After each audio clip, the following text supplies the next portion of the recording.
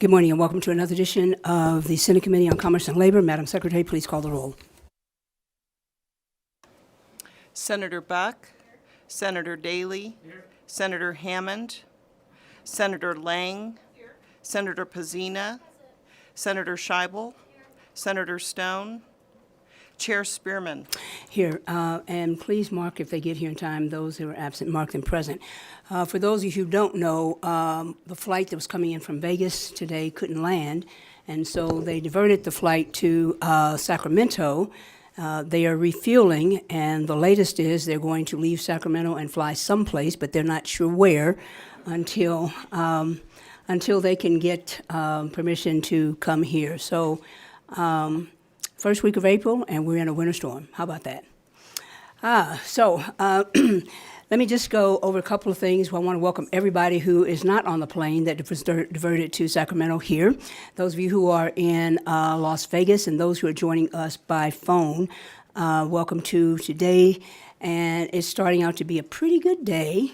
Even though there are a lot of things happening that we're not sure of. We're going to divert the work session till Wednesday. So if anyone's here for items that were on the work session, we'll divert that to Wednesday. I'd like all the committee members to have an opportunity to voice their opinion, yes or no, or whatever, on whatever bills we're getting ready to send to the Senate. So we're going to divert the work session until Wednesday. A couple of other housekeeping rules. The meeting can be viewed several ways, in person, telephonically, written comment, or you can share your opinion. All the exhibits for the committee should have been in by yesterday. If they were not, they may be on that plane going somewhere, so they won't be heard today.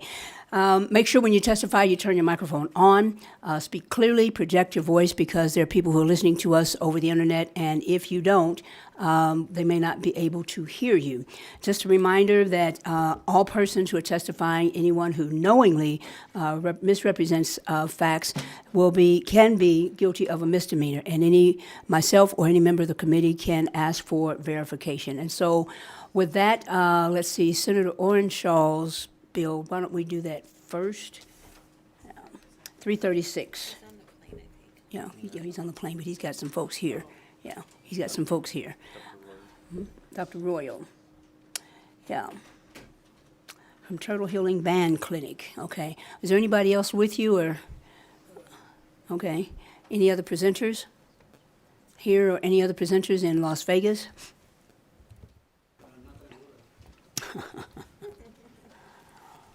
Okay.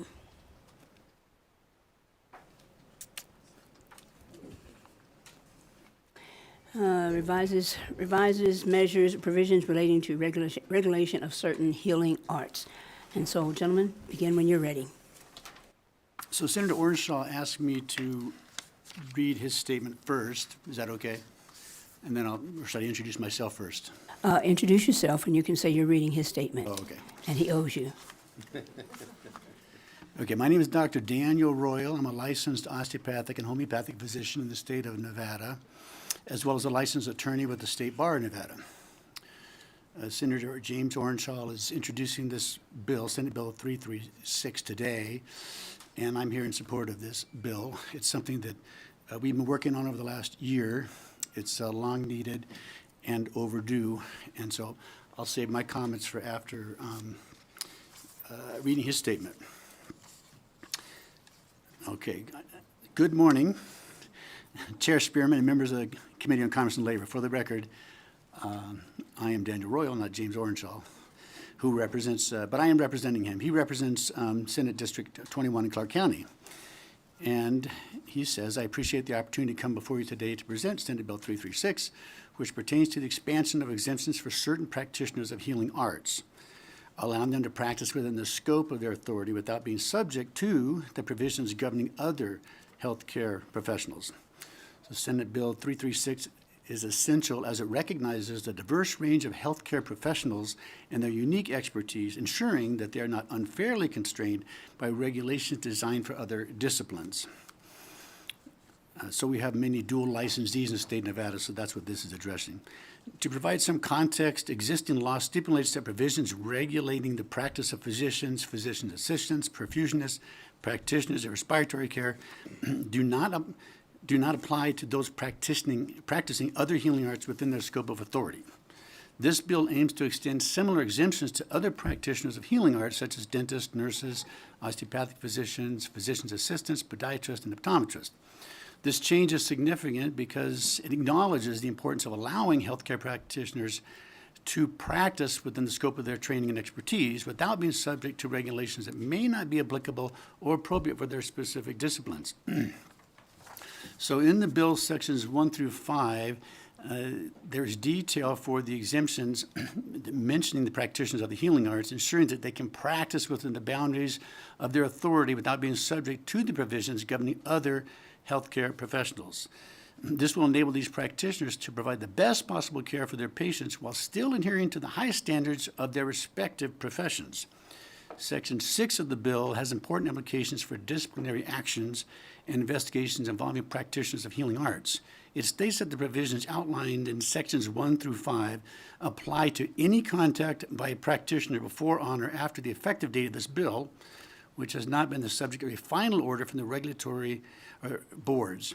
In addition, Section 6 requires these boards to terminate any investigation or disciplinary proceedings for conduct that falls outside the scope of their jurisdiction.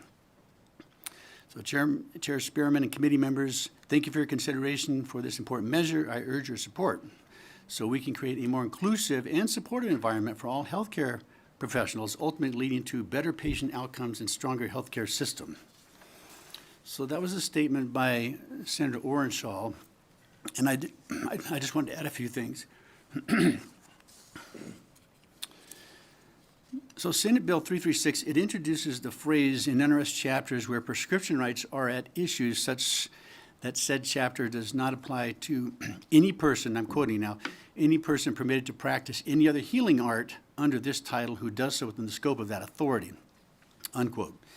Now this phrase exists in NRS chapter 630.047, subsection 1E for the allopathic or MD board. Senator Orenshaw has now worked with the Legislative Council to be able to have the same phrase included in the NRS chapters of all Nevada healthcare boards that have some regulatory authority for prescription drugs in particular. It should be noted that NRS 629.079 for the healing arts contains a provision in subsection 1 that a jurisdictional analysis is to be made where dual licensure is concerned, and the healthcare licensing board that receives a complaint against a dual licensee shall, quote, refer the complaint to the other healthcare licensing board within 5 days after making the determination, unquote. But 629.079 is not always sufficient. With respect to dual licensees, such as myself, I'm licensed with both the osteopathic board and the homeopathic board in the state of Nevada. The medical boards have overlapping jurisdiction to regulate the prescribing and administering of drugs by a dual licensee unless some other provision of law removes such overlapping jurisdiction. For example, because homeopathic medicine is a separate healing art from allopathic medicine, the provisions of law governing allopathic medicine do not apply to a homeopathic physician when the homeopathic physician is practicing within the authorized scope of his practice for homeopathic medicine. In other words, the allopathic board is prohibited from taking disciplinary action against a dual licensee who is licensed by both the allopathic board and another healthcare board for actions relating to the prescribing or administering of drugs, so long as such prescribing or administering of drugs falls within the authorized scope of practice of the dual licensee's other healthcare board. In Chapter 633 of the NRS, which governs the practice of osteopathic medicine, NRS 633.171 subsection 1 does not apply to some healthcare licensees, such as dentistry and podiatry. But unlike the provisions governing the allopathic board, this statute does not exempt the practice of homeopathic medicine from the provisions of law governing the practice of osteopathic medicine. So consequently, in areas where the practice of osteopathic medicine and the practice of homeopathic medicine overlap, such as the prescribing or administering of drugs, a homeopathic dual licensee is subject to the provisions of 633 of NRS, not 630A, which is the homeopathic NRS, and the jurisdiction of the osteopathic board. So conversely, the allopathic board lacks such jurisdiction authority based upon the statute I read, 630.047, subsection 1E. In the Nevada Supreme Court case, Nevada Mining Association versus Erdos, the court stated, quote, "When the legislature chooses one option and not another, it is presumed that the legislature did so purposely. An implied removal of the authority of a healthcare board would occur only if the authority irreconcilably conflicted with the statutes and regulations authorizing a healthcare licensee to prescribe or administer drugs." So in summary, because NRS 630.047 subsection 1E in the allopathic NRS exempts a healthcare professional who is licensed as an allopathic physician, but who is acting, or I should say a homeopathic physician, but who is acting within the scope of his practice of the dual licensee's other healthcare board, the allopathic board is not authorized to take disciplinary action against such licensee for prescribing or administering drugs so long as the dual licensee is active within the scope of practice of its other healthcare board. In contrast, because such a provision of law does not exist within the other healthcare boards, it only exists here in NRS 630, to provide a similar exemption for a dual licensed healthcare professional, a secondary healthcare board is authorized to take disciplinary action against a dual licensee for prescribing or administering drugs in a manner that the secondary healthcare board determines to violate its NRS, even if such prescribing or administering of drugs is within the scope of authority of the dual licensee's primary healthcare board. So Senate Bill 336 remedies this conflict in the law by resolving this patent unfairness to dual licensees that prevents Nevada patients exercising their choice for medical treatment options. Thank you. Thank you. Additional presenters? Excuse me? Presenting? Yes. Okay, yes, sir. Yes, hello. Yeah, my name is Charles Green. I am the Secretary Treasurer of the Homeopathic Board of Medical Examiners. The Homeopathic Medical Board President, Dr. Sean Devlin, has dual license physician with both the Osteopathic and the Homeopathic Board, has asked me to represent him here today in this hearing. The Homeopathic Board heartily endorses SB 336. We appreciate Senator James Orshall's and his work on this issue. Essentially, we have two competing forms of medical care: a sick care system where disease systems are managed, and a healthcare system where optimal wellness is maximized. This often leads to competing forms of treatment, including where the administration or prescribing of drugs are at issue. Homeopathic physicians are allowed to use medications for off-label and or alternative purposes as permitted pursuant to NRS 630A.014 subsection 1E. For example, last year, a homeopathic physician was disciplined by another healthcare board for practicing as he was trained, educated, and licensed to do. In this case, the homeopathic physician was using a low-dose form of chemotherapy for the treatment of a cancer patient. His particular treatment is known as insulin potentiation therapy, or IPT, where insulin is used to lower blood sugar so that a lesser amount of chemotherapy may be used, such as 10 to 20% of the recommended full dose. This is because cancer uses 20 times less sugar than normal cells and lower blood sugar, making cancer more vulnerable to chemotherapy. This treatment is safe. It has been used since the 1930s for the treatment of cancer. Patients opt for this treatment because it minimizes the side effects of chemotherapy, such as losing one's hair, anemia, and suppressing of one's white blood cell needed for immune function. However, the other healthcare licensing board took exception with this homeopathic licensee use of this alternative approach to the treatment of cancer. Because the homeopathic physician was not using full-dose chemotherapy, he was found to be practicing below the standards of medical care for the other healthcare board, with which he was duly licensed. It should be noted here that we have other physicians in the state of Nevada who are dual licensed with the homeopathic board that use similar alternative cancer treatments for their patients, but only if they are dual licensed as an allopathic physician with the medical board will they be allowed to practice their healing arts as homeopathic physicians where the prescription and administration of drugs are at issue. SB 336 is simply good public policy. The citizens of the state of Nevada should be allowed to have choice in their medical care. However, the current overlap of jurisdiction over the administration and prescription of drugs has created a problem to limit these choices by inhibiting homeopathic physicians from practicing as they are fully authorized and licensed to do. This unfairness needs to be remedied. The remedy is found within SB 336 and now needs to be expressly applied to all other healthcare boards for the best interest of dual licenses and patients alike. Thank you. Thank you, Chair Spearman and members of the committee. Blaine Osborne with Nevada Rural Hospital Partners for the record. We appreciate Senator Orenshaw bringing this bill to clarify these scope of practice discrepancies. We ran out of time to finish some language on a friendly amendment before today's hearing, but we're working with Senator Orenshaw and LCB Legal on it. If it's okay with you, Madam Chair, I could just briefly discuss the issue we're working on.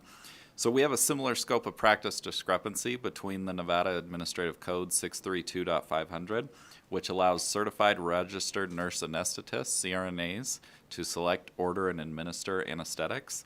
However, CRNAs are not listed in NRS 453.375 and 454.213, which lists the persons able to possess and administer those drugs. So we are seeking to amend this bill to add CRNAs working in critical access hospitals to those lists. In our 3 critical access hospitals who provide obstetrics and routine delivery services, CRNAs are the only source of anesthesia for these patients. This discrepancy affects their scope and puts those services at risk, and we're hoping to solve that issue with this bill. Regardless, we're in full support of Senate Bill 336, and I appreciate your indulgence. Thank you. Thank you. Any other presenters? No? Okay. Committee, any questions?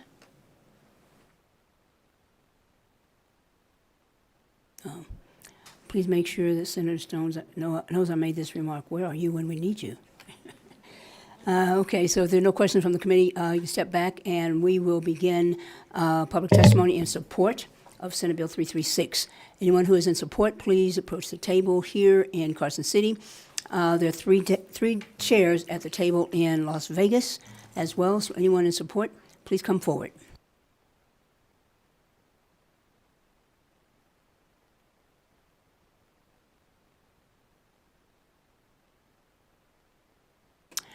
Seeing none in Carson City, anyone in Las Vegas? Don't see anyone at the table. BPS, anyone on the phones in support of 336? If you would like to testify in support of SB 336, please press star 9 now to take your place in the queue.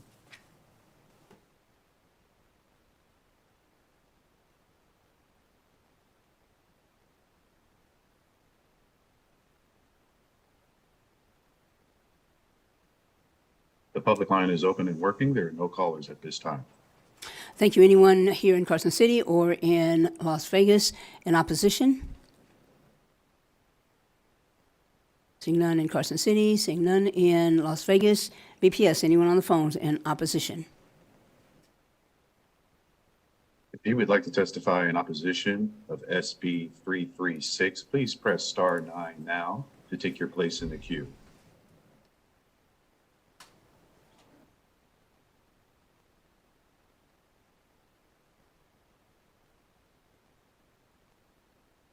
Public line is open and working. There are no callers at this time. Thank you. Anyone in Las Vegas or in Carson City? Neutral? BPS, anyone on the phones? If you would like to testify in neutral for SB 336, please press star 9 now to take your place in the queue.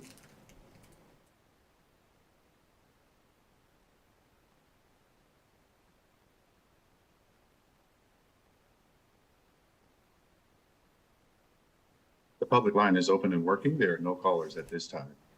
Thank you, BPS. Any closing remarks for Senate Bill 336? No? All right, thank you. And so with that, we will close the hearing on Senate Bill 336, and we will call Vice Chair Lang. We'll open up the hearing on Senate Bill 276, revises provisions relating to collection agencies. Vice Chair, begin when you're ready.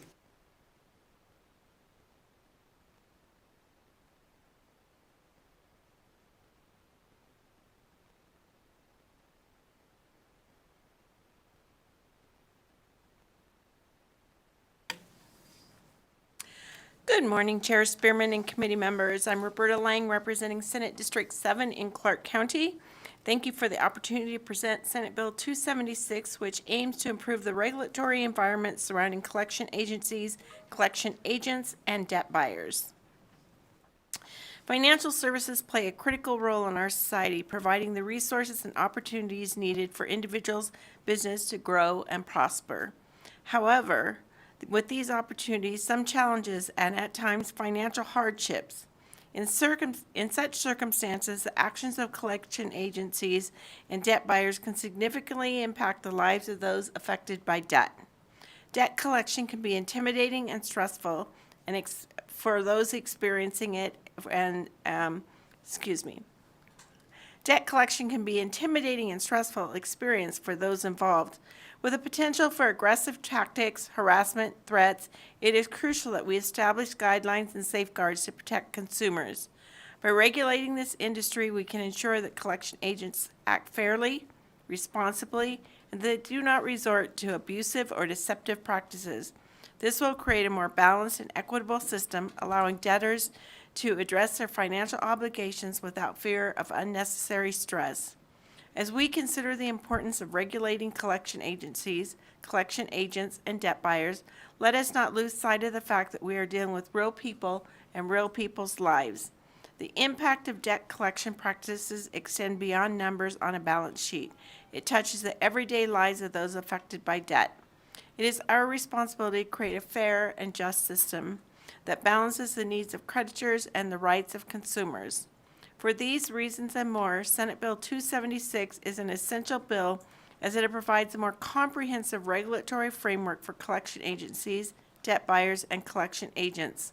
It addresses current industry trends such as remote work and ensures that agencies and agents are held accountable for their actions.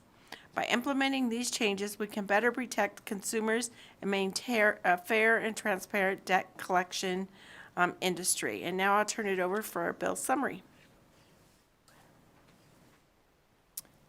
Good morning, Madam Chair. For the record, Brian Reeder, representing the Receivables Management Association International, or RMAI. That's the Association for Debt Buyers. If it's okay with you, Madam Chair, I have David Reed from RMAI with us at the table, and he can provide a brief overview of the bill and speak to the amendment.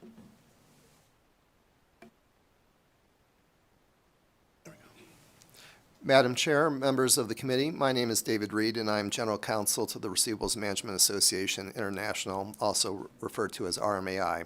I am here to speak in support of SB 276. RMAI is a nonprofit trade association which represents more than 620 companies that purchase or support the purchase of receivables on the secondary market. Our membership includes debt buyers, law firms, collection agencies, banks, credit unions, and fintech companies. We have membership in all 50 states. RMAI is known for operating the industry's national self-regulatory certification program, which holds our members to standards that meet and, in most instances, exceed the requirements of state and federal law. RMAI launched this self-regulatory program 10 years ago with the strong encouragement of both the Consumer Financial Protection Bureau and the Federal Trade Commission.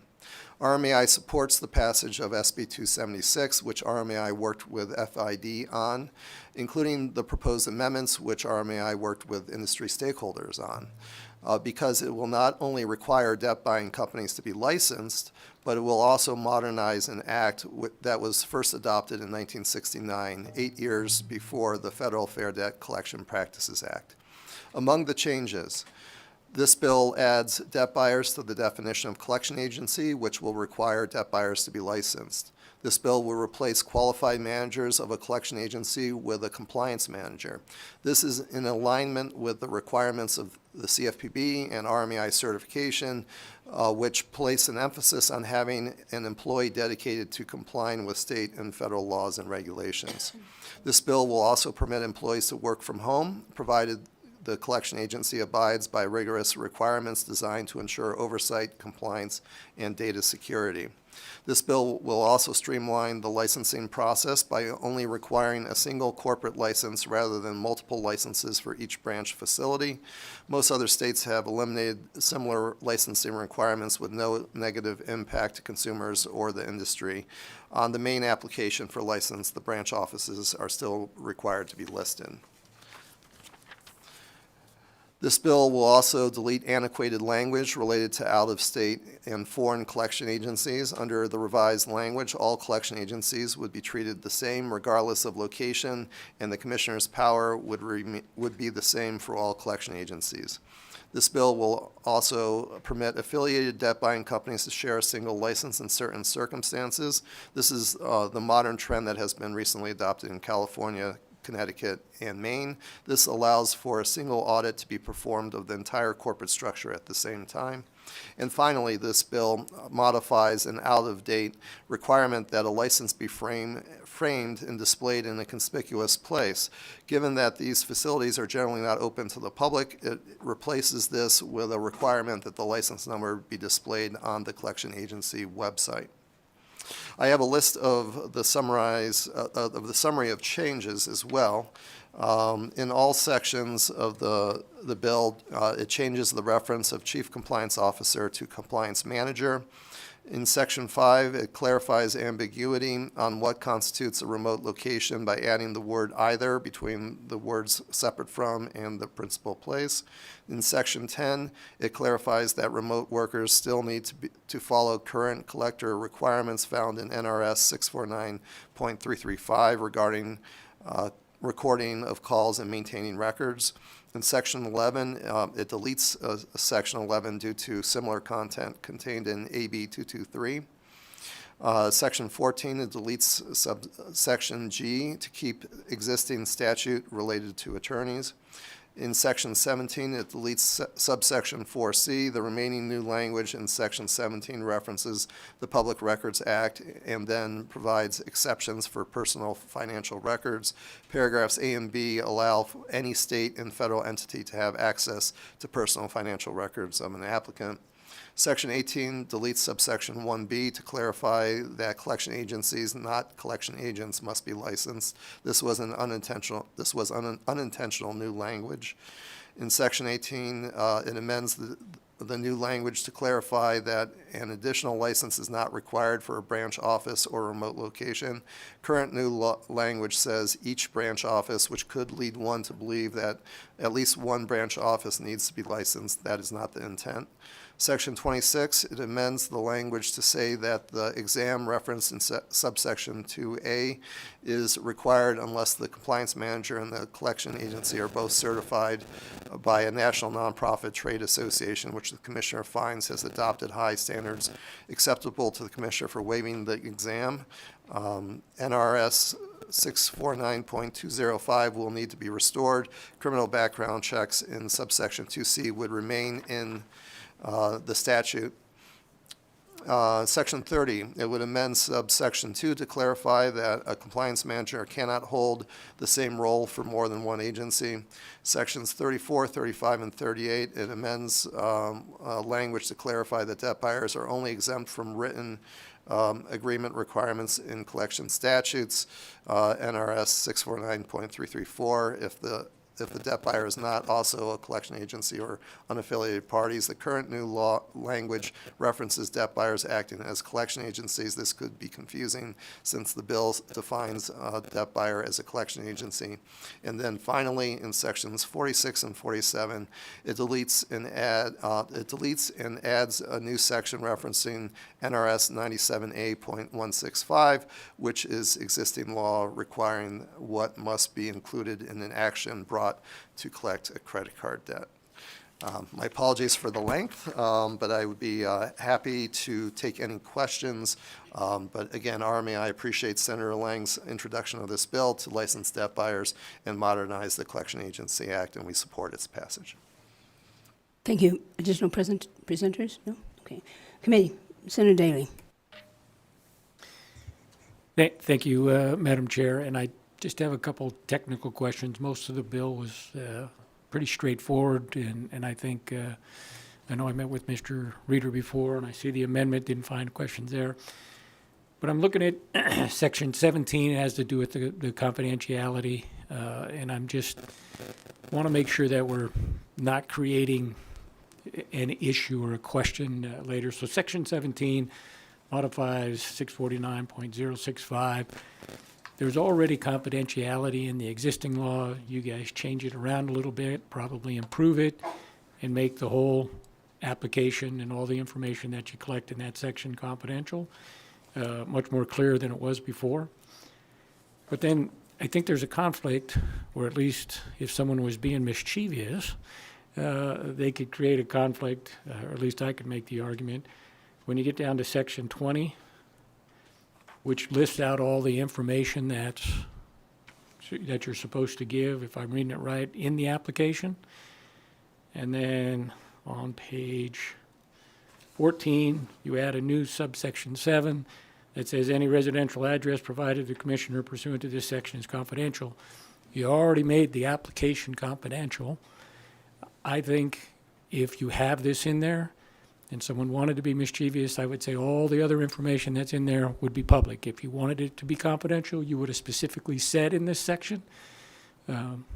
So you can check with legal on that, but I think it creates a conflict. And then that would also then let you eliminate adding a new section to confidentiality at the end in 239.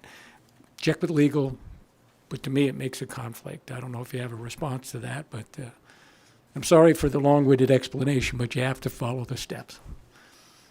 Thank you. LCB, you can comment? Yes, and we can certainly discuss with the sponsors that issue, but I think that does make sense that maybe that needs to be cleaned up. But I'll discuss that with the sponsor. Additional questions? Okay. I'm not legal, but one thing that we used to do in the military is identify that the full scope of the document, including compartmentalization of any item in the document, was illegal.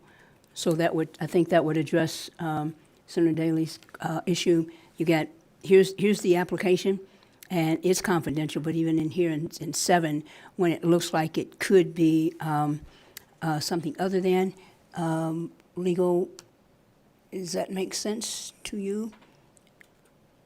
Yeah, I think that is an option in Section 17 to spell out that the application as well as information contained in or attached to the application is confidential, and that would make that language referenced in Section 20 unnecessary as well. So, yeah. Senator Daley. Thank you, Madam Chair. I did have just one other comment along those lines, because in my view and understanding of the way the law works and the way it should work is everything's public unless it's made confidential. So in my view, the license, when you actually do the license, the information on the license is public, and it should be. So you wouldn't want to put in the law a specific field that says this makes it public, or this is specifically public, because then it creates an argument in any place else if the legislature would have wanted these things to be public. So I think we need to maintain this. It's public unless it's made confidential. So only make the things you want to have confidential, eliminate that conflict you have between 17 and 20. Then to me, the license is public because it hasn't been made confidential. And I understand the application. There's some sensitive, information that's put in that application, financial, proprietary stuff, social security numbers, all that stuff. So it should be. I'm not arguing that. Just try not to create a conflict is all. Committee, additional questions? Vice Chair Lang, you have any other presenters?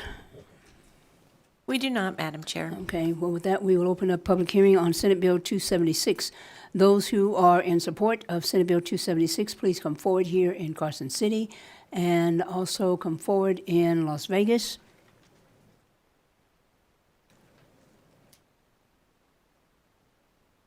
Seeing none, BPS, do we have anyone in support on the lines?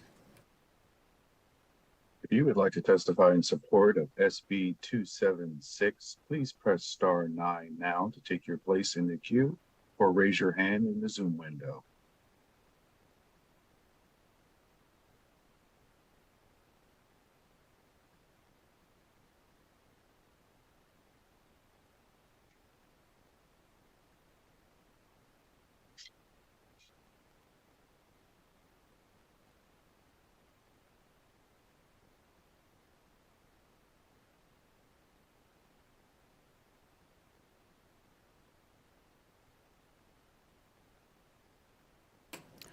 BPS, is there anyone on the phones?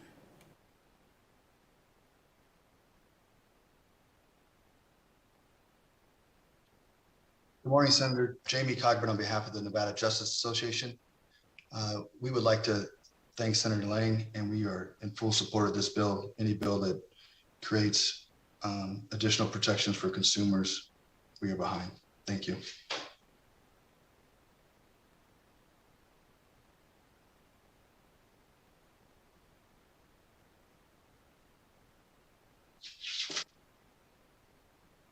The public line is open and working. There are no more callers on it at this time. Thank you. Anyone here in Carson City or in Vegas who is in opposition?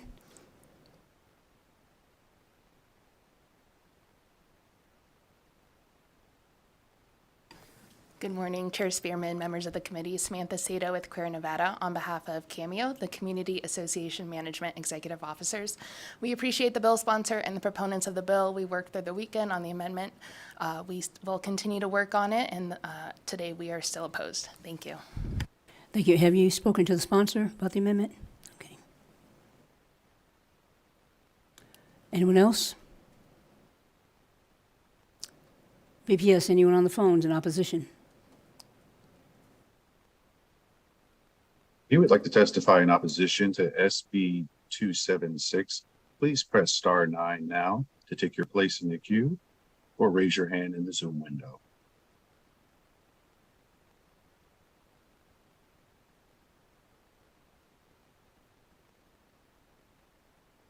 The public line is open and working. There are no callers at this time. Thank you. Anyone here in Carson City or in Vegas who are neutral? Senate Bill 276.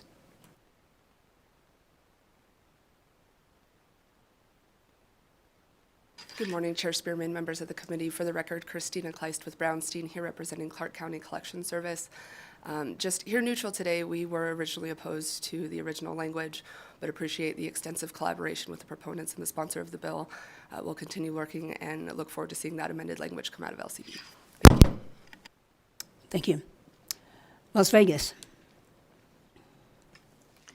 Good morning, Chair, committee members. I'm Sandy O'Loughlin, Commissioner, Financial Institutions Division, and with me is Mary Young, Deputy Commissioner of the Financial Institutions Division.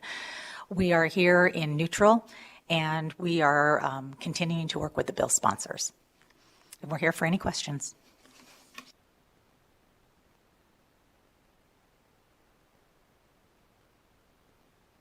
Doesn't look like any questions, so next.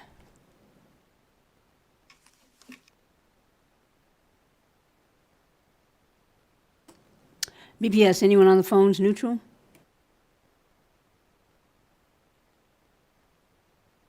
If you would like to testify in neutral for SB 276, please press star 9 now to take your place in the queue or raise your hand in the Zoom window.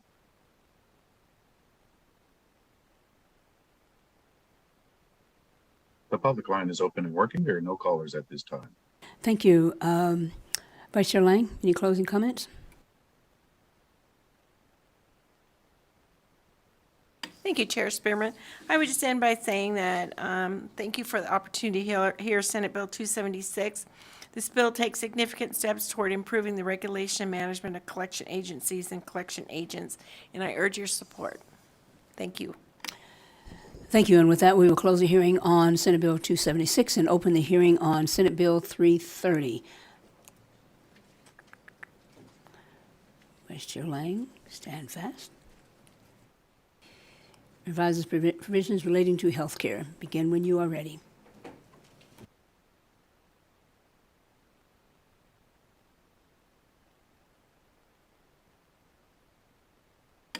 Good morning, Chair Spearman. Once again, I'm Roberta Lang, representing Senate District 7 in Clark County. Thank you for the opportunity to present Senate Bill 330, which aims to enhance our healthcare system's coverage on essential breast cancer screening and diagnostic tests. This bill builds upon past efforts and expands coverage in a way that will positively impact countless lives. Breast cancer remains a significant public health issue affecting millions of people globally. Early detection of breast cancer is critically important to improving treatment outcomes and reducing mortality rates. As a part of our ongoing efforts to combat this devastating disease, our existing statutes mandate that most health care insurance plans cover mammograms, a vital tool to the early detection of breast cancer. According to the Health Service Resource and Service Administration, the United States Department of Health and Human Services, screening should occur at least every 2 years and as frequently as every year. Women with an increased risk of breast cancer should undergo periodic screening. Though HRSA's recommendation, the Affordable Care Act requires health plans to cover mammogram screenings at least every 2 years and as frequently as once a year for women between 40 and 74 years of age. Under the ACA, insurers must cover screenings with no cost sharing to patients. Before we go through the section of the bill, I think I'm going to turn it over. Or do you want me to go through the sections? I can do it if you want. I'll do it. We're happy to. I'll go ahead and go through the sections of the bill then, and then I'll pass it off to my co-presenters. The bill you have before you today seeks to revise and expand the existing provisions within our statutes that require coverage for mammograms. Sections 1 through 7 mandate that the same policies, plans, and contract of health care that cover mammograms also provide coverage for additional imaging test screenings for breast cancer and diagnostic imaging testing for breast cancer. This explanation of coverage will benefit certain covered individuals by providing them with better access to potentially life-saving screenings and diagnostic procedures. A notable aspect of this bill is that it aims to make critical services more accessible by eliminating financial barriers. Sections 1 through 7 further stipulate that no deductible, copayment, coinsurance, or any other form of cost sharing should be required for these covered imaging tests and diagnostic procedures. By removing these financial hurdles, we can ensure that more individuals have access to the care they need, ultimately increasing the chances of early detection and successful treatment. Section 8 of this bill makes conforming changes that excludes the Public Employees Benefit, PEB, from the requirements of this bill. While PEB is not mandated to provide expanded coverage outlined in this bill, it may still choose to do so at its own discretion. In conclusion, this important bill seeks to enhance our existing statutes by expanding coverage for essential breast cancer screening and diagnostic tests, making them more accessible to those in need. By removing financial barriers and promoting early detection, we are taking a significant step forward in our fight against breast cancer. I urge your support of this bill and continue our efforts to save lives and improve health care for our communities.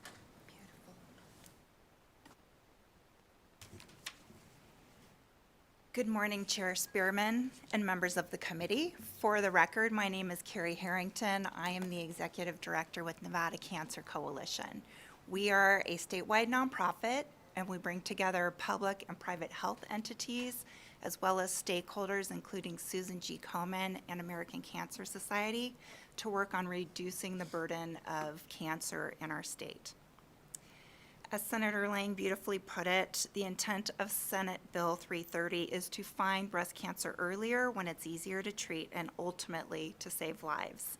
The bill eliminates out-of-pocket costs for medically necessary screening and diagnostic breast imaging, providing more equitable access to care.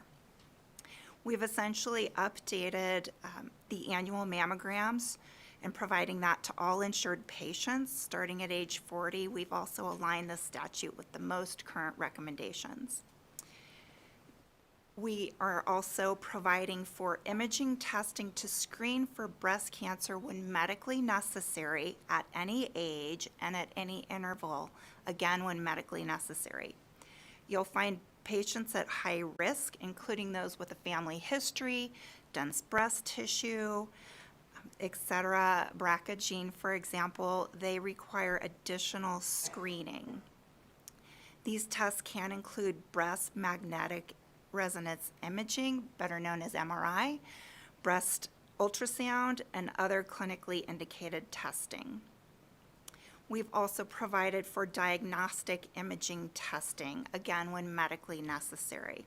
This typically happens when we need to either rule out breast cancer or confirm the need for a biopsy.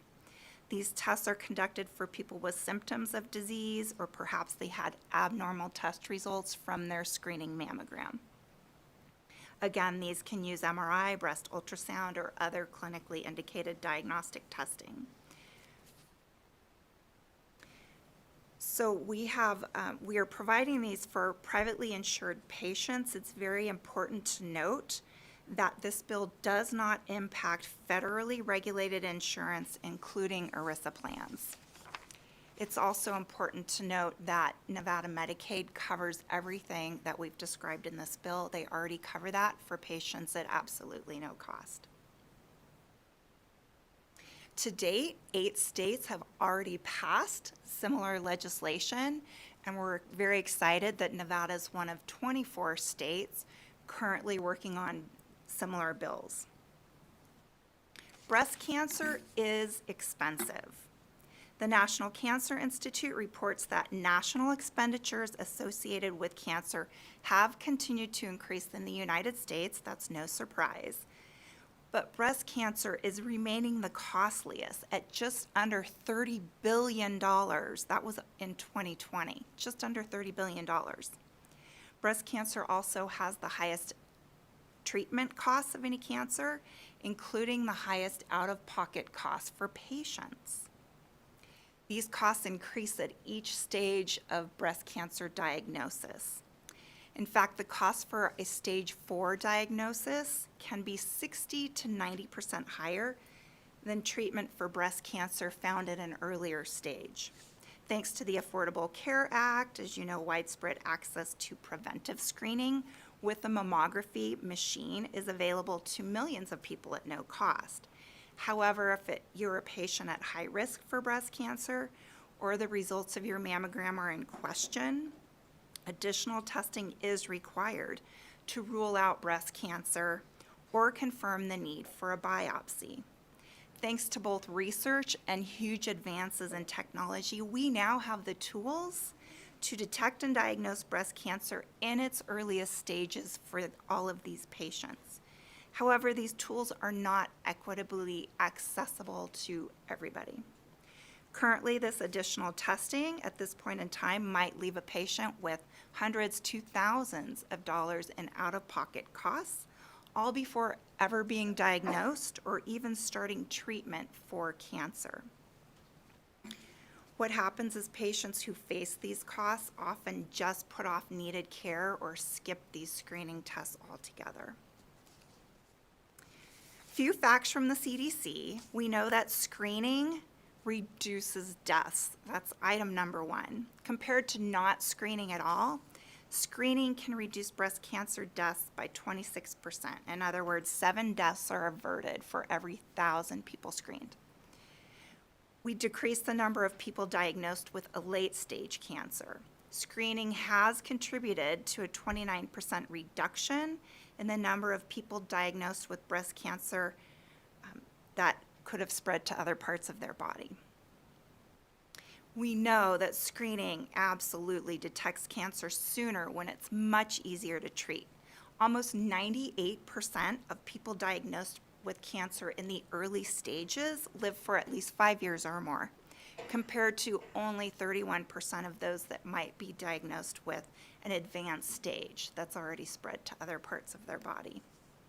So it really was thanks to healthcare partners across the state, including Dr. Harrigal, who were seeing far too many late-stage breast cancer cases in Nevada, patients whose outcomes could have been different and lives that could have been saved.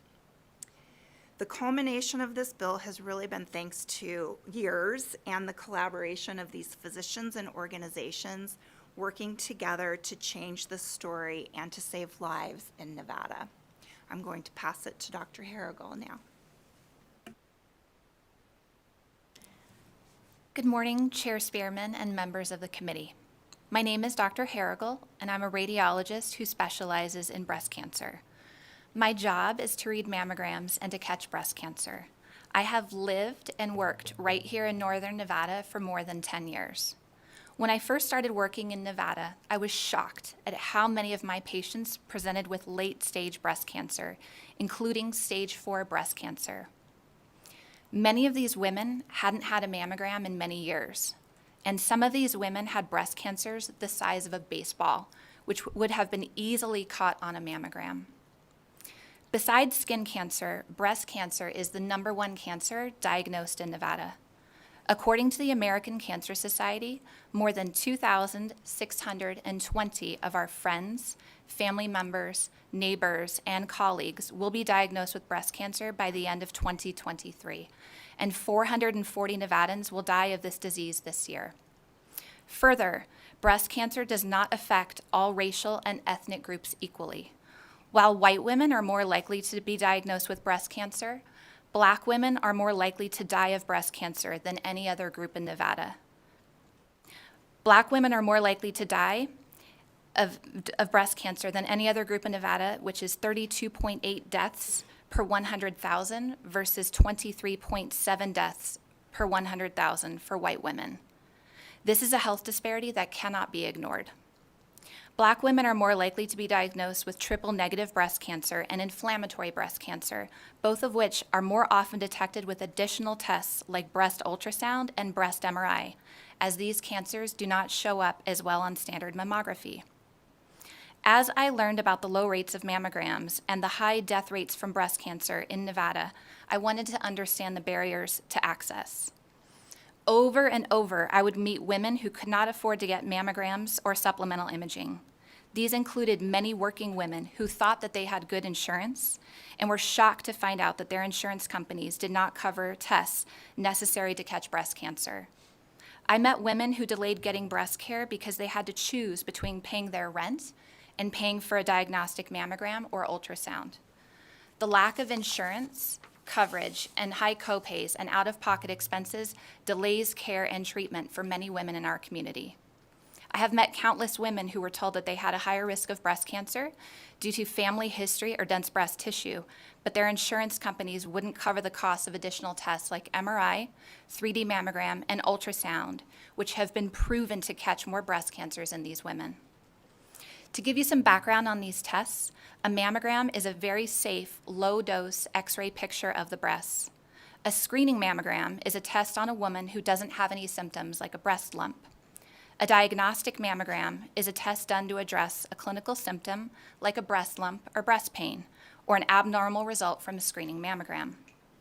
A 3D mammogram, also known as tomosynthesis, is a more advanced type of mammogram that has been shown to catch more breast cancers and result in fewer false alarms than a standard mammogram. The 3D mammogram also helps find more breast cancers in women who have dense breast tissue.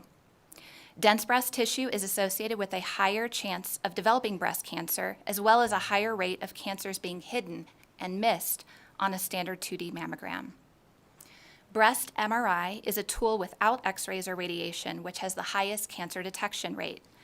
It is often used to find breast cancers in women who have a greater than 20% lifetime risk of developing breast cancer, including women who have a known genetic mutation, like the BRCA genetic mutation, and women with a strong family history of breast cancer. Breast ultrasound is an imaging test that has been shown to catch more breast cancers in women with dense breast tissue and in women who have a higher risk of developing breast cancer. It is also a test done to better characterize abnormalities seen on mammograms. Breast ultrasound is also used to evaluate breast lumps and breast pain. I will share with you one thing that I have learned in the past 10 years of working here in Nevada. People want their cancers found as early as possible. I have had the unpleasant job of telling hundreds of women in our community that they have breast cancer. No one wants their cancer found when it is too advanced and too late to cure. Earlier detection of breast cancer is the key to saving lives from this cancer. The bigger a cancer is at the time of diagnosis, the more likely a patient will die from their cancer. Patients diagnosed with stage 4 breast cancer will die sooner from their disease than patients diagnosed with stage 1 breast cancer. They will also have to endure expensive treatments, which can cost the patient and their family tens of thousands of dollars a year. Thankfully, there is hope. Right now, we are living in an exciting time in medicine. Every day, there are breakthroughs being made in the fight against breast cancer. Today, we have many tools in our arsenal to catch breast cancer sooner when it is smaller and more treatable. We have tools that can detect breast cancers when they are the size of a BB instead of the size of a baseball. But sadly, in Nevada, many of these tests are not covered by insurance companies. The out-of-pocket costs for these tests range from $200 to a few $1,000s. You have the ability to save lives from breast cancer by passing SB 330. You would also be helping thousands of families in Nevada by reducing the financial burden that comes with necessary breast cancer screening and diagnostic imaging. Thank you for your time and for your leadership in our community. And again, for the record, Carrie Harrington. As committed partners in the fight against breast cancer, we know how deeply important it is for all patients to have fair and equitable access to breast imaging that could save their lives. And again, I'll state all patients. While cancer is not wholly preventable, when it is detected early, as you know, it's much easier to treat. The chance from dying from it is greatly reduced. When it's detected early, the expenses incurred by individuals, families, and our health system are greatly reduced. By eliminating these financial pressures and allowing all people to receive screening and diagnostic imaging at no cost, we know we can reduce the number of deaths and reduce costs to Nevada's healthcare system, to insurers, and most importantly, to our friends and our families dealing with this very devastating disease. A huge thank you to Senator Lang for bringing this bill forward, and we thank you sincerely for your consideration of SB 330. Thanks. Madam Chair, we're happy to answer any questions the committee might have. Okay, thank you. Senator Pazina. Thank you so much, Chair, and thank you to the sponsor and for the testimony today. I'm very supportive of SB 330. My question was, does this cover, I saw it didn't cover the public employee benefit program. Does it cover Medicare? Does it cover only private plans? Who would this engage? For the record, Carrie Harrington, through Senator Spearman to... Just go direct. Okay. Thank you for the question, Senator Pazina. So this Medicaid already covers all of this with no out-of-pocket costs. Typically, and Medicare, I'm assuming, does as well. So that is covered. This does apply only to private insurances at this time. We were not including PEB at this time because we understand that might create an upfront cost to the state's budget. But again, we would highly recommend that they might consider covering these for their patients. Thank you. Thank you so much. And I would just like to go on the record to say that I hope soon it includes all plans because it is so important. Thank you. Additional questions?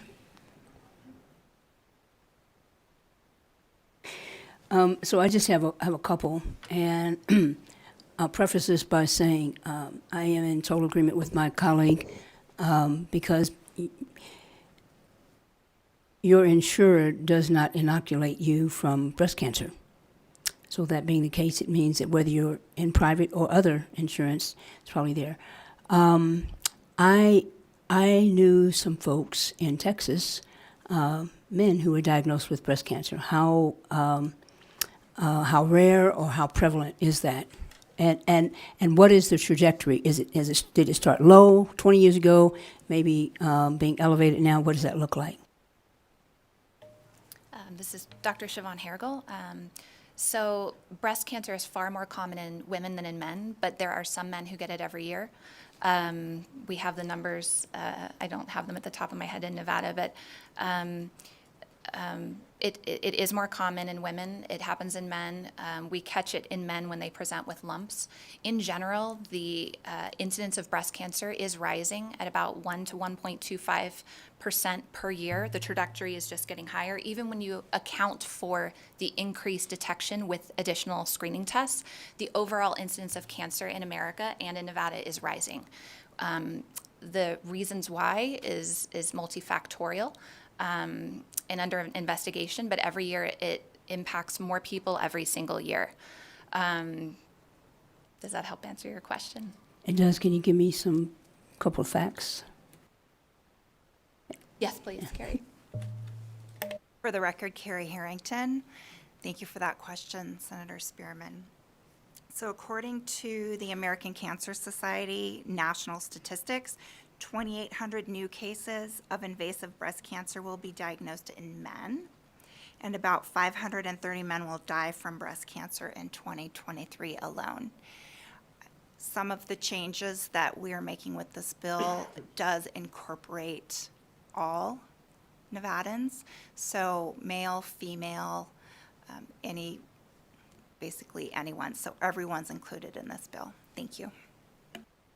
Thank you. And I just needed to get that on the record because sometimes when you're talking about women's health versus men's health, sometimes there's a great deal of disparity. So cancer is an equal opportunity employer.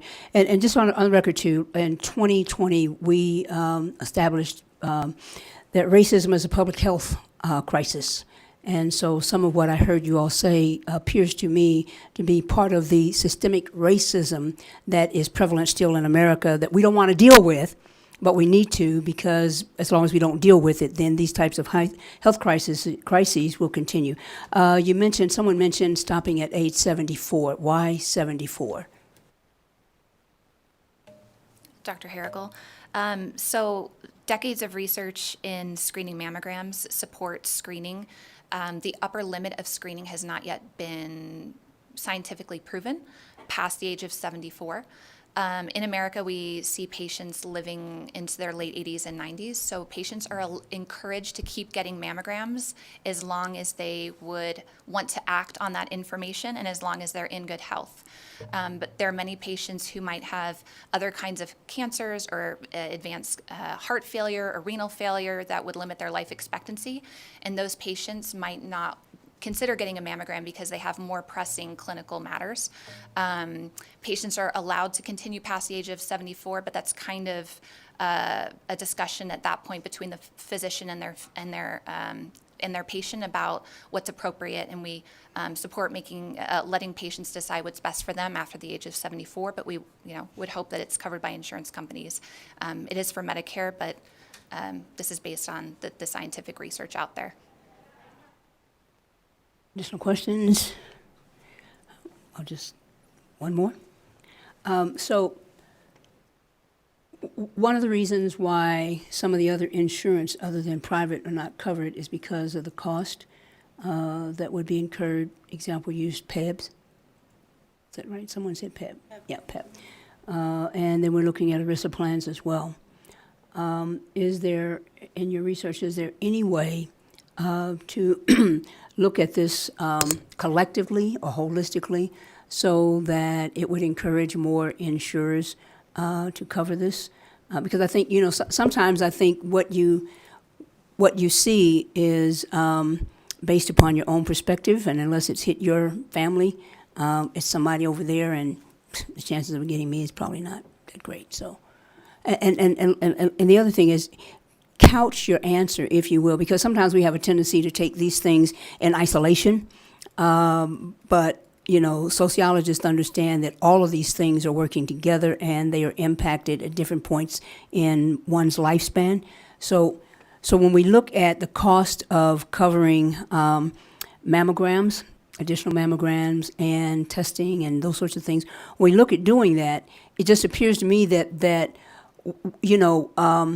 we can either get our oil changed at the required amount of intervals, or we can save to change our engine.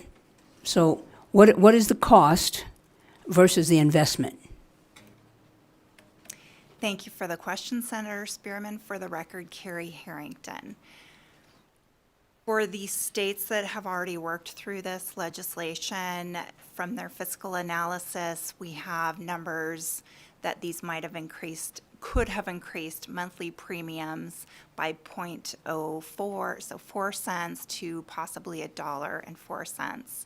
So it might increase premiums for insured people at that amount. But again, this is fairly new, so we don't have a lot of data on that yet. What we do know is for breast cancer diagnosed at a stage 4, the cost to treat that are 60 to 90% higher than the cost of treating breast cancer at a stage 1 or 2. So both the patient paying out of pocket as well as the insurer are paying a huge amount of money for a stage 4, would they have diagnosed that cancer earlier, it would cost everyone so much less time, money, and life. Thank you. I think this is the last statement, but I just want to connect the dots. Nevada is growing and graying, and so whatever we don't fix today for the populations that are in other than private insurers, there's a good possibility that that cost may be going up. And this committee is on Commerce and Labor, and I understand it's not a money committee, but it occurs to me that sometimes when we start talking about abatements, and that is reducing taxes, sometimes that's good, sometimes it's still questionable, but perhaps there's something that we as legislators need to consider when we're talking about that, and what is the give back for anyone requesting an abatement? What is the give back to our healthcare community and to our healthcare quote costs? Again, it's not a money committee, I'm clear on that, but I'm saying, you know, sometimes we need to connect the dots. And many times, you know, from a business perspective, people say we can't afford it. But when you look at the other side of it, if it's your daughter, your mother, your wife, your husband, your somebody, then you come up with the statement, can't afford not to do it. So if anybody's listening, and just my statement, okay. So with that, support. Anyone want to come forward and support? Here in Carson City? Anyone in Las Vegas?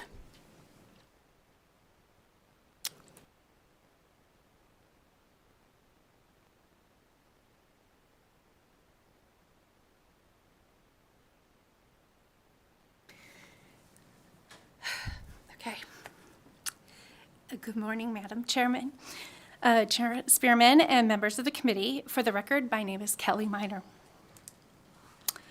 I want to thank you for giving me this opportunity to tell you my story in consideration of support for Senate Bill 330. I come to you as a breast cancer survivor. Actually, I prefer to be called a thriver or a warrior, because you don't just survive this terrible disease, you have to fight. And sometimes you have to fight the insurance system to continue to live a life after diagnosis with this terrible disease. I might not be here today if I did not get my early diagnosis. See, I have dense breast tissue, and it is harder to find and diagnose breast cancer with this condition. In September 2019, they found something abnormal in my 3D mammogram and asked me to come back for another mammogram and an ultrasound within a couple of weeks. During that ultrasound, my doctor told me, he was like, yeah, 90% sure you've got cancer. This is never easy to hear, and I was not prepared for this diagnosis. However, I consider myself one of the lucky ones. I'm sure most people would say and think that being diagnosed with cancer is not lucky. But they were able to find my cancer really early and was only stage 1.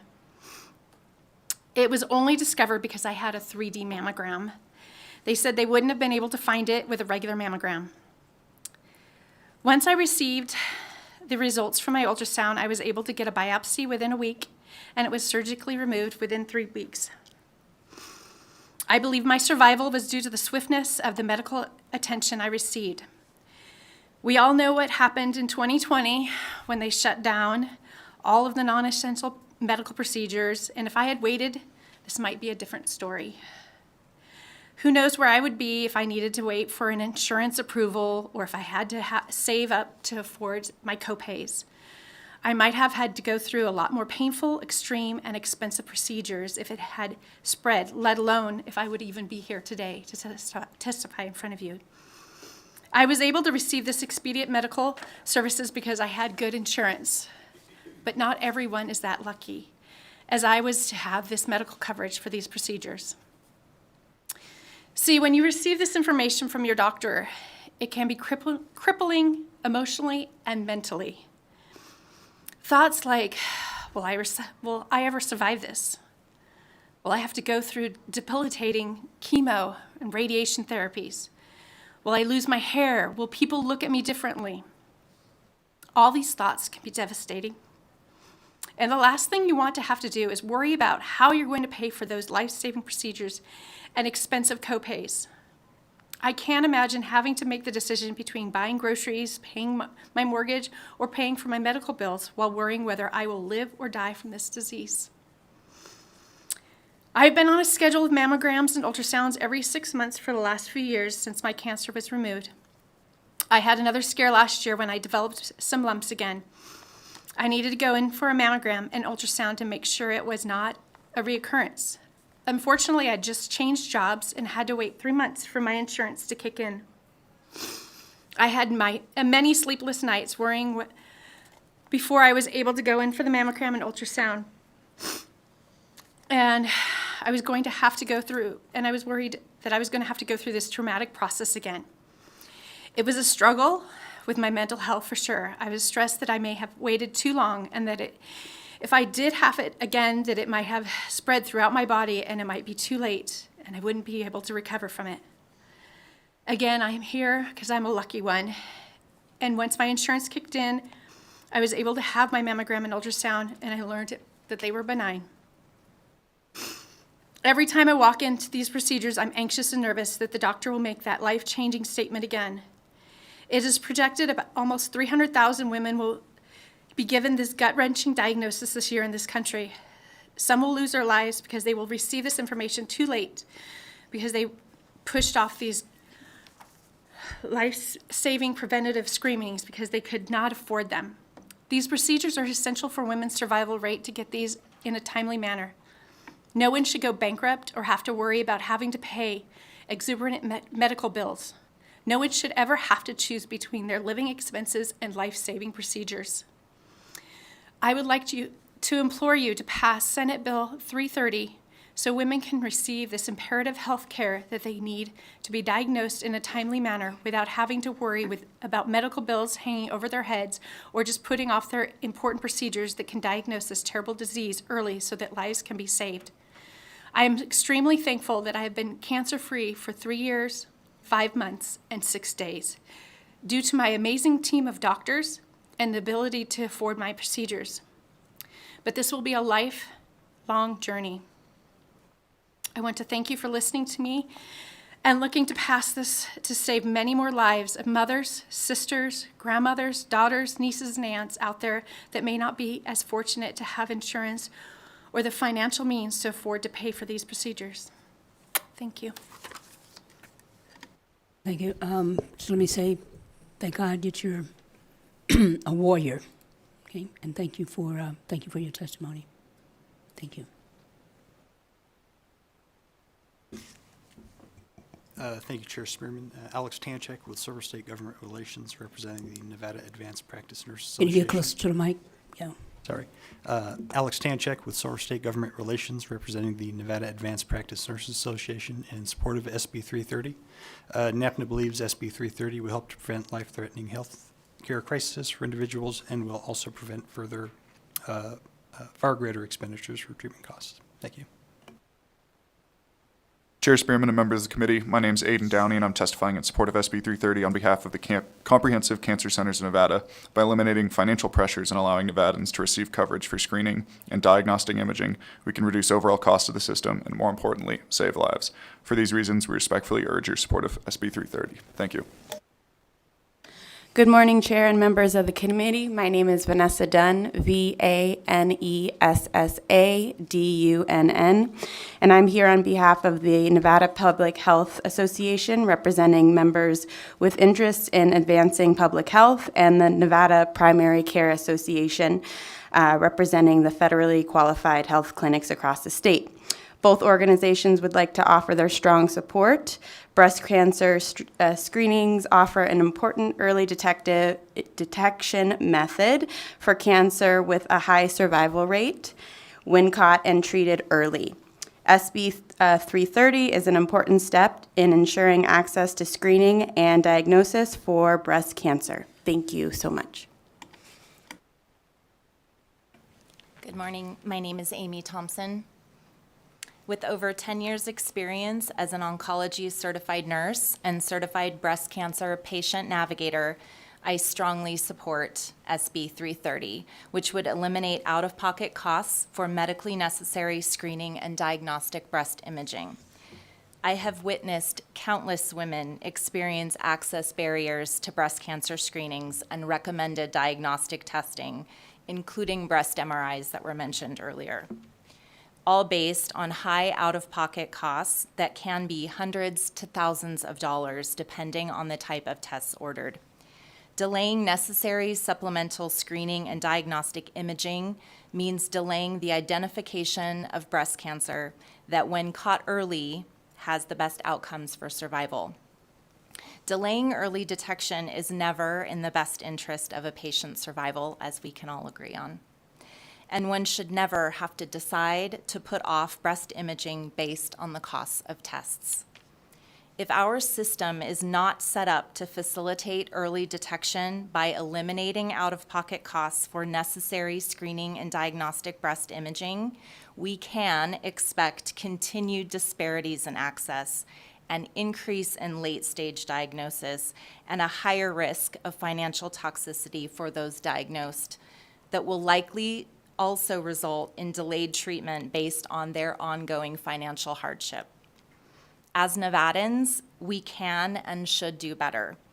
By eliminating out-of-pocket expenses, we can allow all people access to these needed screening and diagnostic breast imaging tests, which can reduce deaths, reduce costs to Nevada's healthcare system through a proactive approach. I respectfully ask the committee's support of SB 330 so that those we love can have equal access to life-saving imaging for the early detection of breast cancer. Thank you so much for your attention today and consideration of this critical issue. Good morning. I'm Darcy Phillips. I am a 7-year breast cancer survivor. My cancer I found myself in a self-breast exam just 3 months after a regular mammogram. I got in for an ultrasound immediately, a biopsy the next day, got the diagnosis the day after that, surgery 2 weeks later, and radiation after that. This bill is so important. I will be getting diagnostic mammograms and ultrasounds for the rest of my life. And if I ever need an MRI, my insurance plan right now, which is very good coverage, is $1,000 out of pocket. And I could possibly need that every single year. I can afford that, but so many other people that I work with in a volunteer capacity cannot. So I appreciate your support of this bill, and I thank you for your time. Good morning, Chairwoman, members of the committee. Will Pregman, representing Battleborn Progress. We're in support of SB 330 and would like to thank Senator Lang for bringing this important bill. We're in strong support of anything that makes healthcare more accessible and affordable to Nevadans, especially those who face systemic barriers such as low-income families or BIPOC communities. And I'd like to ditto previous support testimony from those survivors and warriors who are personally impacted by this. Please support this bill. Thank you. Good morning, Chair and members of the committee. My name is Brianna Escamilla, and I'm here on behalf of Planned Parenthood Votes Nevada in support of SB 330 because we believe that all Nevadans, regardless of income level, deserve access to the preventative health care that they need to live healthy lives, and that cost should never be a prohibitive factor in receiving life-saving and medically necessary care. Thank you. Hello, my name is Yvonne Battaglia. I'm here with the to observe the legislature today with Grassroots Lobby Days. And I wanted to let you know I'm a resident of Carson City. I'm a retired nurse, and I am in support of SB 330. I wanted to verify, excuse me, I'm a little nervous. I wanted to verify that Medicare covers screening mammograms. I had a mammogram, and again, I verify that they pay for it. It's free to Medicare people. Therefore, commercial insurance should also cover it. Medicare believes it's essential, obviously, and therefore commercial insurance should follow suit, in my opinion. I also wanted to make this bill very personal. I know someone personally who's died of breast cancer. She was young. She was vibrant, and she was an ICU nurse. She was a surfer, a wife, and a volunteer who helped disabled kids ride a surfboard. And she died way too young. So I would like you to pass Senate Bill 330 to prevent early death.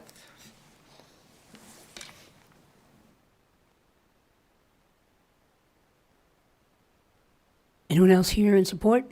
Anyone in Las Vegas? BPS, anyone on the phones? If you would like to testify in support of SB 330, please press star 9 now to take your place in the queue.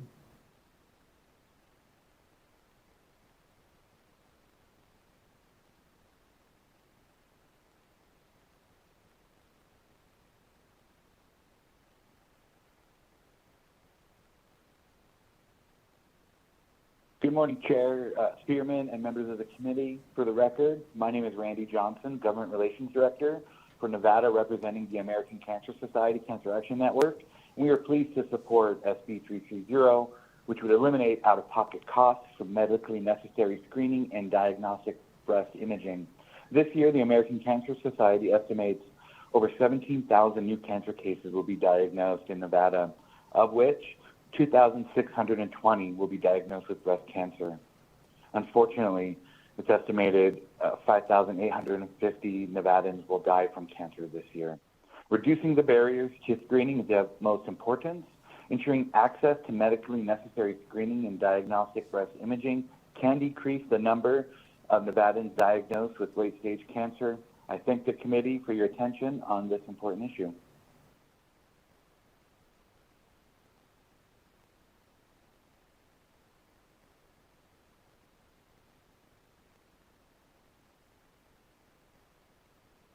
Good morning. This is Barry Cole, B-A-R-R-Y-C-O-L-E. Good morning, Chair Spearman and committee members. I echo the sentiments of the others. We need to pass SB 330. If we had a comprehensive health system that was actually working, this would already be happening. The problem is our healthcare system is fragmented.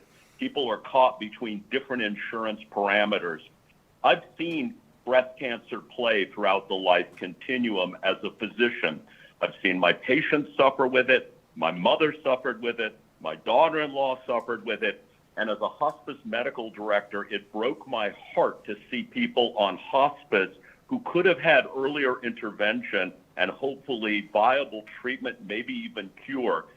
I really want to encourage us to think comprehensively about preventative health care. This is National Public Health Awareness Week. Let's use 330 as a means to get started, helping men and women who might one day face breast cancer. Thank you and good morning.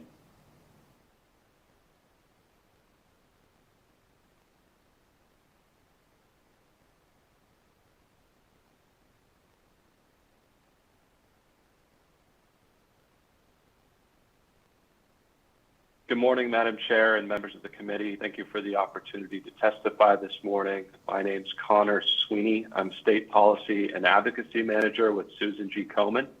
Komen is the nation's leading nonprofit breast cancer organization and a strong supporter of SB 330. As you've heard, screening mammograms are often just the first step in the process of diagnosing breast cancer.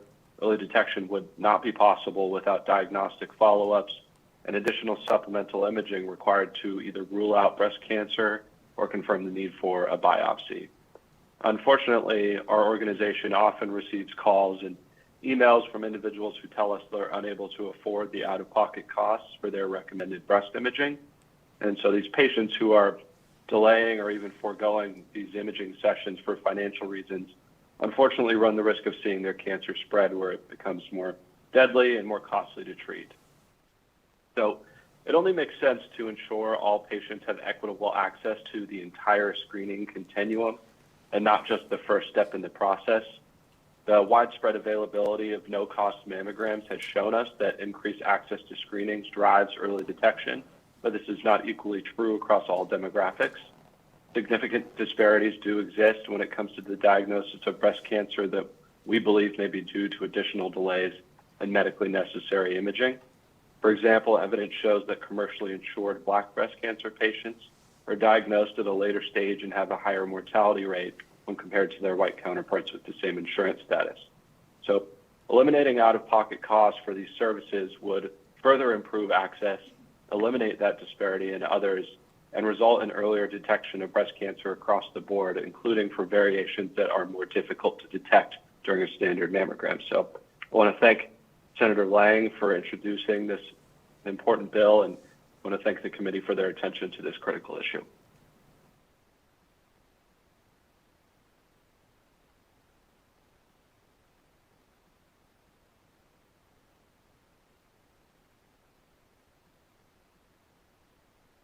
Good morning. This is Elizabeth Barnes, and I live in Reno. And in May of 2014, I was diagnosed with cancer after having breast cancer with having yearly mammograms. I am at high risk because of dense tissue. No other mammogram type was offered to me. I had high out-of-pocket costs associated with any treatment or any diagnostic services I chose. And I was diagnosed at stage 3B when 2 large tumors were found, and I had just had a yearly mammogram the year before. So I really support SB 330 to make this diagnostic imaging available to both men and women. We know that early detection saves lives and saves money. I went on to pay very high out-of-pocket costs because of my private insurance. And so then when the year rolled over to the new year, more out-of-pocket costs, and the next year, more out-of-pocket costs. And I'm in high support of SB 330. Thank you for considering this bill.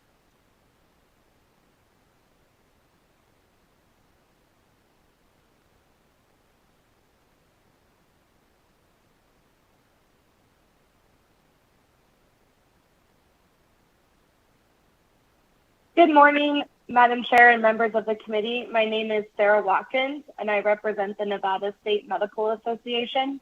As one of the state's largest patient physician advocacy association, we are in full support of SB 330, and we thank the bill sponsor, Senator Lang, for bringing this forward. Thank you.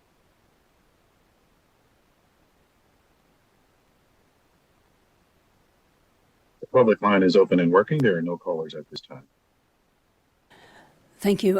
Anyone here in Carson City or in Las Vegas in opposition, please come to the table at this time, either Carson City or Vegas. Don't see anyone, so BPS, is there anyone on the phones in opposition? If you would like to testify in opposition to SB 330, please press star 9 now to take your place in the queue or raise your hand in the Zoom window.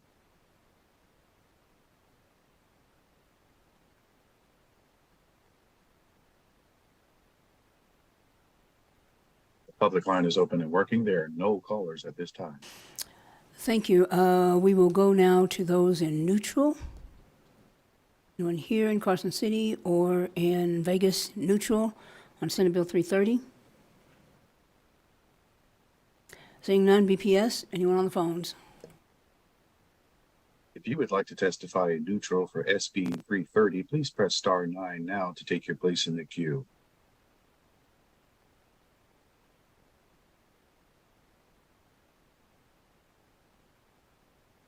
The public line is open and working. There are no callers at this time.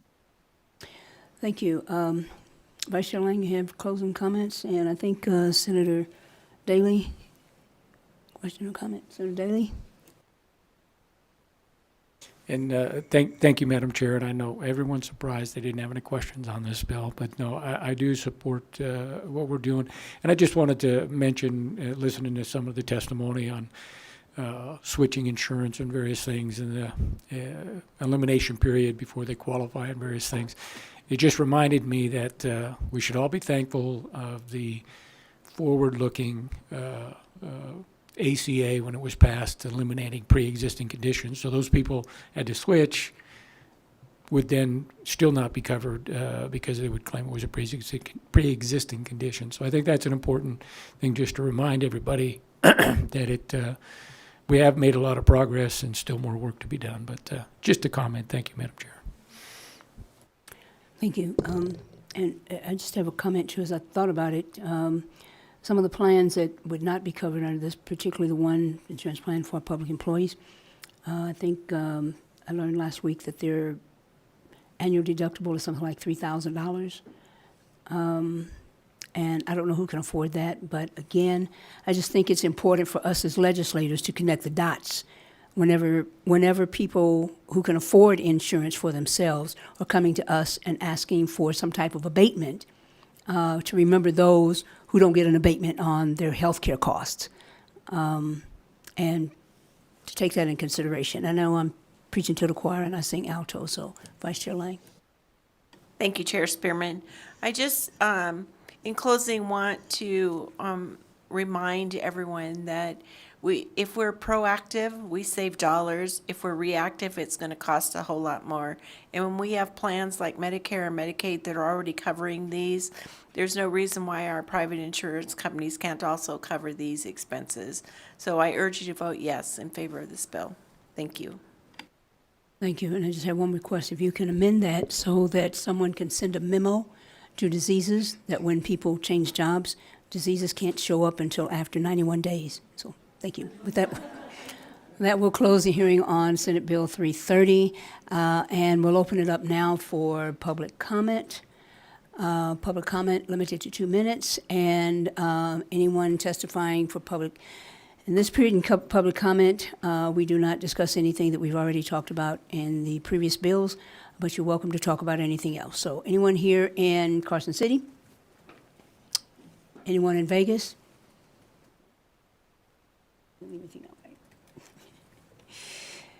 Okay, BPS, anyone on the phone for public comment? If you would like to provide public comment, please press star 9 now to take your place in the queue.